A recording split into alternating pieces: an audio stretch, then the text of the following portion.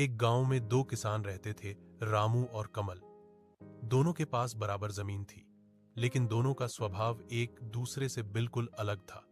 रामू ईमानदार, मेहनती और शांत स्वभाव का किसान था। वह रोज सुबह जल्दी उठकर अपने खेतों में पानी देता, खाद डालता और समय पर फसल की देखभाल करता। उसकी मेहनत और सच्चाई की वजह से उसकी फसल हर साल अच्छी होती थी।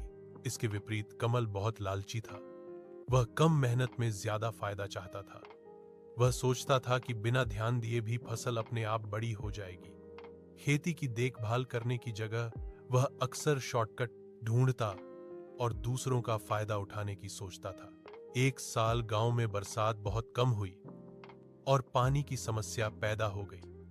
रामू ने पहले से ही अपने खेत में पानी बचा कर रखा था और सिंचाई की व्यवस्था ठीक कर ली थी, जबकि कमल ने इस ओर ध्यान ही नहीं दिया। जब फसल तैयार हुई तो रामू की फसल हरी भरी थी, जबकि कमल की फसल आधी से ज्यादा सूख चुकी थी। परेशान होकर कमल रामू के पास गया और मदद मांगी।